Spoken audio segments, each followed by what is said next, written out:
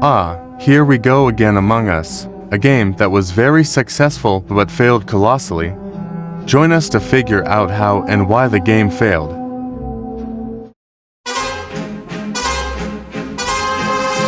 In the beginning, God created the heaven and the earth. Oh wait, wrong script. I went back too far. Ah yes, this is the right one. So the story goes like this. In 2018, when a small indie game studio called InnerSloth, composed of developers Forrest Willard, Marcus Bromander, and Amy Liu, released Among Us, inspired by party games like Mafia and Werewolf. Among Us was designed as a multiplayer experience where players work together to complete tasks while trying to root out imposters among them.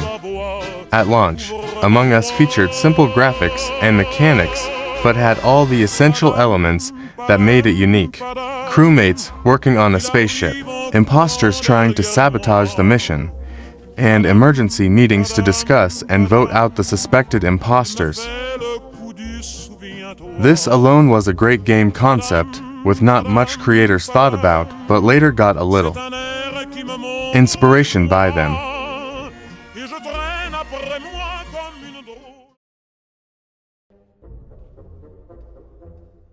Despite its innovative concept, Among Us didn't gain much attention at first. The game had a modest player base and largely flew under the radar for the first 2 years after its release. InnerSloth continued to support the game with updates, but it seemed destined to remain a niche title. InnerSloth's dedication to improving the game and listening to player feedback was crucial during this period. They added new tasks, balanced gameplay mechanics, and introduced more customization options for players' crewmates. Until they kinda got lazy and did something else, which we are going to do after this cool transition thing. So, in a nutshell, the team was like, nah bruh, all this update is kinda a waste, without that much players in the game. So spam many streamers on like Twitch and Twitter to play their game, so that the viewers also play the game as well, making the player count more higher than my big long hot naughty mustache. Among Us quickly went viral, with social media platforms like Twitter and TikTok amplifying its reach.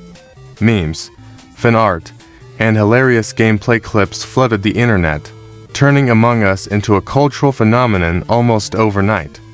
The game's blend of strategy, deception, and humor resonated with players of all ages.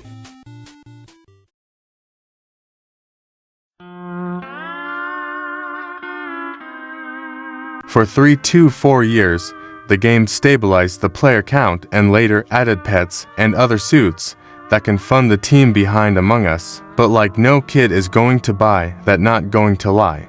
As the game gets more fun over time, people started to just leave the game if they weren't chosen to be an imposter.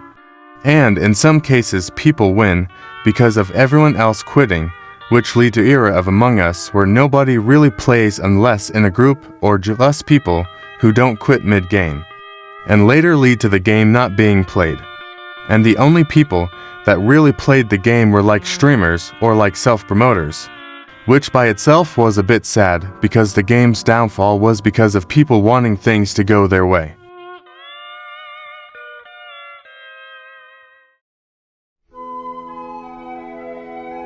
But there is a saying, where dead things are will sprout life upon time. I don't know, just made that one up. As Among Us falls down to us like in the Terminator movie, there are some things that left an even longer mark within us. The words that we use, the word sus or vent or something like that, I4 gore skull emoji, it's been so long. Not just from language, but from how we interact with others and giving a perspective that the world is a 4D chess game, where every move is different in other dimensions and anything is possible. But getting a girlfriend is kinda in the like even a knight can be a queen now. I mean, it's 2024 after all LGBTQLGTV it gets hard to track.